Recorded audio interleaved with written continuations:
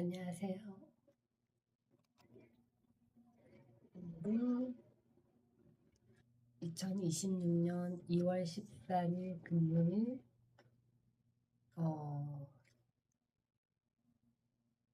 제가 갱년기 근육통이 심해서 정말 일어나기가 힘든데, 그래도 밖에 나가서 누굴 만나고 뭐 조금 수다도 떨고 이렇게 즐겁게 시간을 보내다 보면은 조금 활기차네요. 저는 그 MBTI가 애들 말로는 ENFP라던가 어쨌건 밖에서 사람을 만나고 와야 이렇게 활력이 약간 돋는. 저기 아침 읽었던 칼럼 중에서 저의 어린 시절이랑 조금 닮아있던 칼럼이 있어서 한국경제 A18나무 있죠? 정소연 FN 미디어 편집장이 쓴 위인전 전집 50권 뒤로 숨었던 아이들, 그들은 그렇게 살고 있다 코너를 한번 읽어보겠습니다. 어린 시절 문자 탐닉은 본능적인 이끌림. 삶이 부대낄 때 책으로 망명할 시간 필요. 얼마 전 친구가 툭 던지듯 고백했다. 나는 어릴 때 위인전 50권 전집 뒤에 숨어 살았어.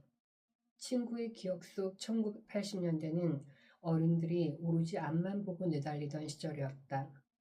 경제 성장의 열기 속에서 어른들의 목소리는 늘 높았고 아이들의 섬세한 결을 돌볼 여유는 없었다.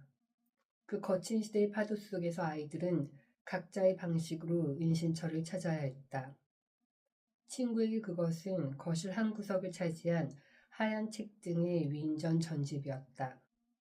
당시 전집 방문 판매가 인기였는데 서울 아이들이 계몽사 명작 동화를 읽을 때 지방에 살던 그는 엄마가 건넨 위인전을 감독했다.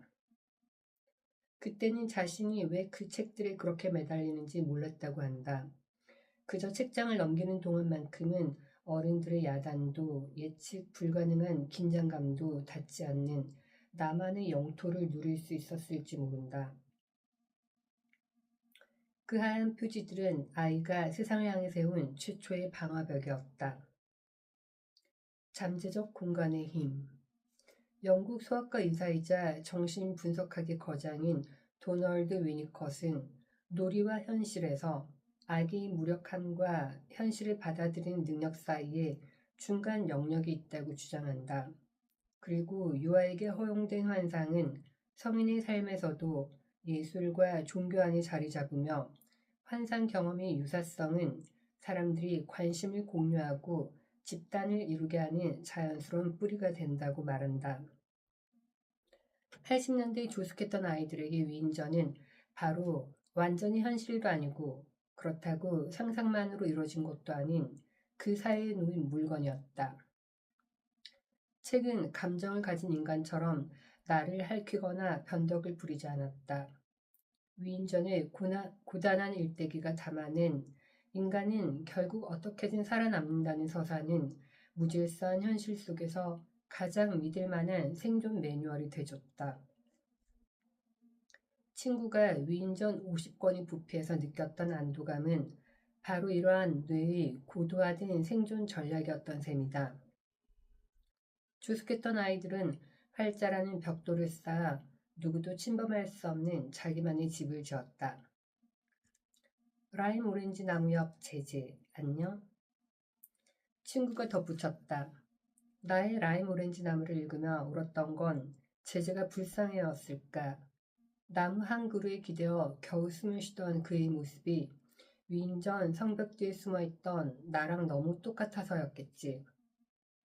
이제와 해석이지만 제재가 비밀 친구 민균이에게 속삭일 때 우리 역시 위인전의 하얀 책등 위에서 나만의 나무를 키우고 있었다. 현실에서는 조용히 생존 전략을 지키기 위해 결코 흘릴 수 없었던 눈물을 제재라는 안전한 통로를 빌려 쏟아냈던 것이다. 오늘날 우리는 다시 공허함을 말한다. 어쩌면 그것은 잠시 현실을 이해할 수 있는 중간 영역이 줄어든 탓인지도 모른다. 이제 어른이 된 우리는 안다. 그때 우리가 위인들의 이름을 외우지 못했어도 괜찮았다. 는 것을. 중요한 건 내용이 아니라 그 책들이 우리를 지켜줬다는 효과였다. 친구의 고백처럼 우리에겐 때로 한 책 등 뒤로 망명할 시간이 필요하다. 어릴 적 문자 탐닉은 지식을 얻기 위해서가 아니라 단지 자신을 잃지 않기 위해 이야기 속으로 들어갔다. 교양도 허세도 아닌 본능적 이끌림이었다. 이건 다음의 아이, 또 그 다음의 아이로 전해질 비책이다.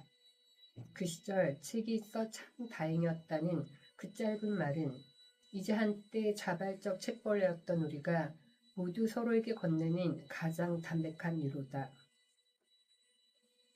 끝이에요. 저도 대학교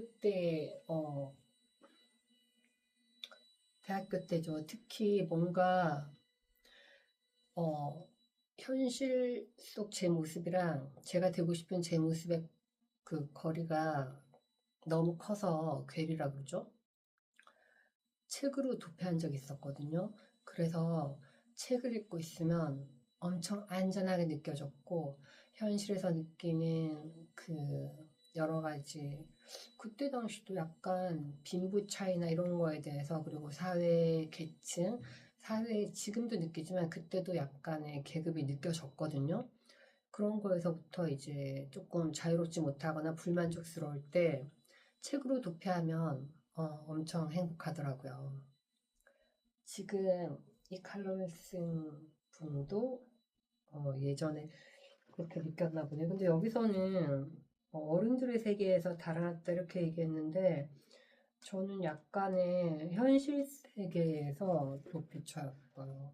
뭐 어른들의 단순한 뭐 강압이나 이런 게 문제가 아니라 약간 대학생에 맞는 소극력. 네. 근데 지금은 또 그때 제가 생각했던 미래의 모습에 조금은 가까우시고 있거든요. 여러분도 지금도 힘들 때 책으로 도피하는 건 괜찮은 것 같아요. 여러분 지금 제 아들이 찜닭을 제 돈으로 시켜주는 대신에 막 집을 이렇게 청소기를 돌리고 있는데 조금 시끄럽죠?